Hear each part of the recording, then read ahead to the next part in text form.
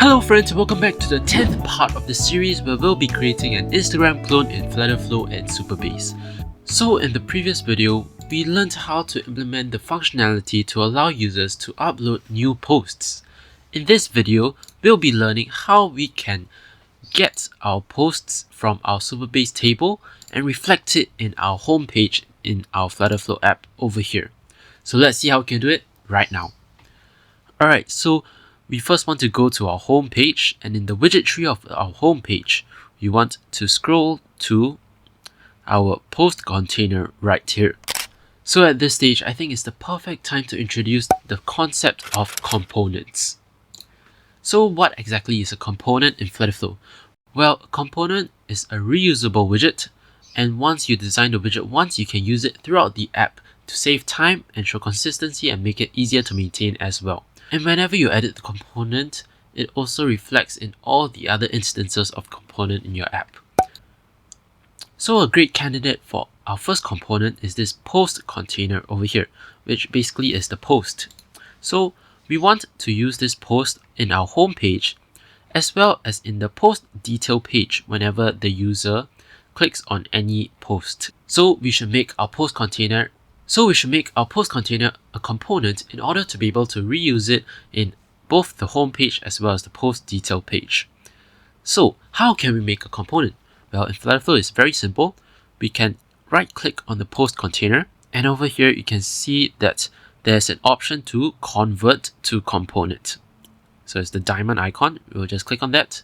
We can give the component a name. So let's just name it post component. When I click on create component, you can see that now we have a brand new component called post component over here. And what I like to do is I'd also like to create a new folder called components. And I'll just put all of my components inside the components folder. So actually all of these pages should be put in the pages folder as well. So let me just clean up my directory. Alright, so now that we have a component over here, you can see that it doesn't look very nice, and that is because our container is actually, the fill color of a container is actually blank. So the fill color is currently unset. Let's just quickly set it to, I believe it is primary background. And if you go back to your home page, you can see that now instead of our post container, we just have a post component over here. If I go back to the post component and let's say I change this username to random words. Now, if we go back to our home page, you can see that the username has been replaced with whatever we changed inside the post component itself. So the changes made to the component are reflected to each instance of this component. Let me just change that back. So that's the basic breakdown of components in FlutterFlow, and we'll be using components regularly throughout our app. Alright, so now we want to display all of our posts in our Supabase table here inside our home page. So let's see how we can do that. So first we'll click on the home page. Alright, so first we'll right click on the post component, and I want to wrap this widget. And here I'll be introducing a new widget called the list view widget. So we'll click on the list view widget first. If I duplicate this post component right here, and one more thing, we have to scroll up to this very first column over here, and under the scrollable property we have to make it scrollable, and we still want to make it the primary column. So now we can scroll down. You can see that when I duplicate the post component, there's another post component over here. So the list view works very similar to a column. It stacks the widget vertically. However, the special thing about a list view is that if we click on the list view over here, we can actually accept dynamic children. So it can take in data such as rows of Supabase data from our Supabase table. Based on that data, it can feed it into each of these post components over here and generate each post dynamically based on the data from our Supabase rows. So that's exactly what we want to do. So let me first delete one of these post components over here. And let's try getting data from our Supabase table. So how we can do that is we can do that through a backend query. So you select the list view, and we'll choose this backend query option. And then we want to add a query. For the query type, we want to choose Supabase query over here.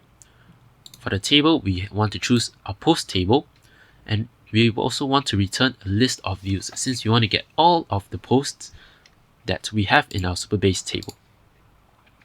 For the filters, we don't need to add any filters since we want to get every row. And for the ordering, we'll just won't add any ordering for now. We click on confirm and confirm. You can see that now our list view sort of has this sort of transparent and slightly translucent images.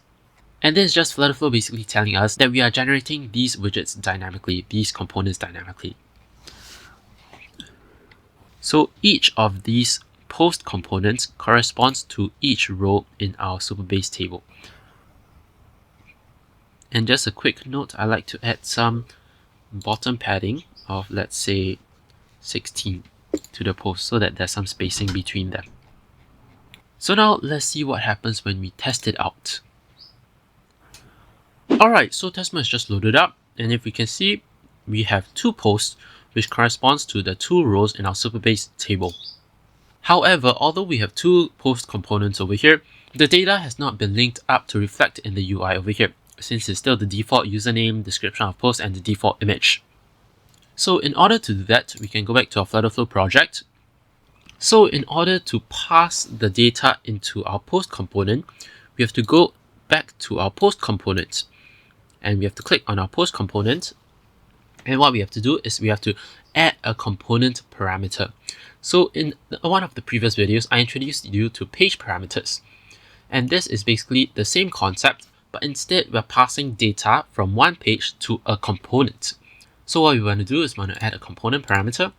And for this parameter name, it will be post details. So this will be the Supabase row itself, so that we now have access to all of the information in our Supabase row about our post.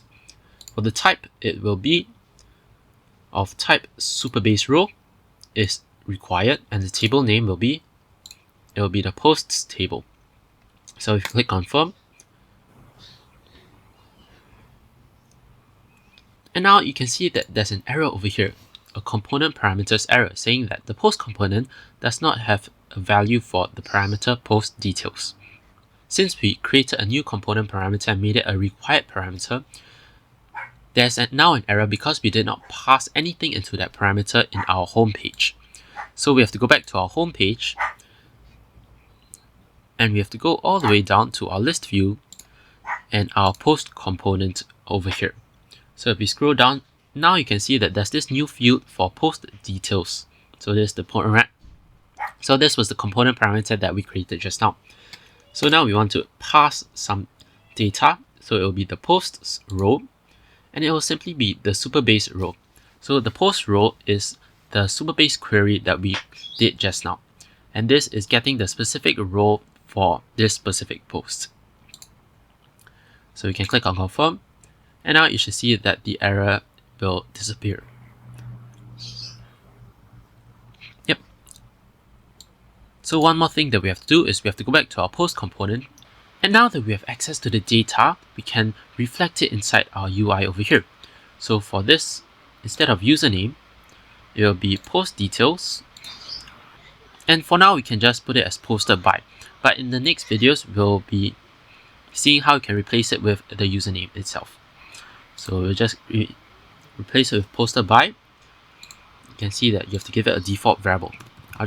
I usually like to give all of my default variables as null. Then for the image, the post image, we can scroll down and we can pass it through this path over here.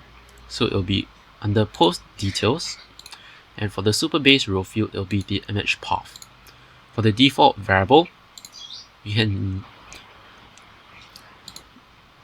can either leave it as null, since most of the posts should have an image.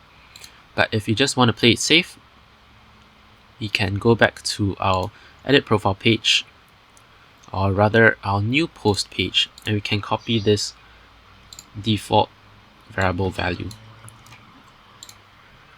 Then go back to our post component and paste it here, just to be safe. Now for the likes, we actually want to go ahead and press this icon, and we want to choose combine text, which lets us put in multiple text. So for the first value, it'll be the number of likes. So it'll be post details and like count.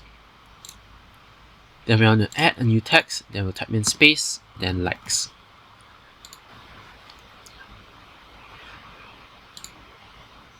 Then for the description of the post, it will be post details and description with a default variable of null. For this username, we will also be implementing that later in this series when we create our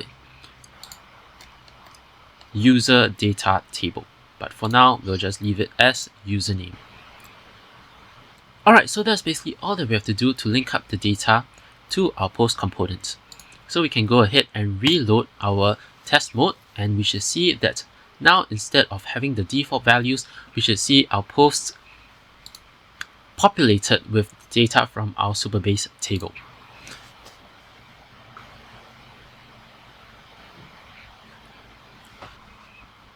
So as you can see, this is the first row, which corresponds to this. You see that this is the posted by UUID, and this is the default image since we have a null image path here. But the description is this is a test post and this is a test post, which is correct. And you can see that our second post has the correct image as well as the correct description. So if we try adding a new post, let's upload an image. Let's just add this image over here.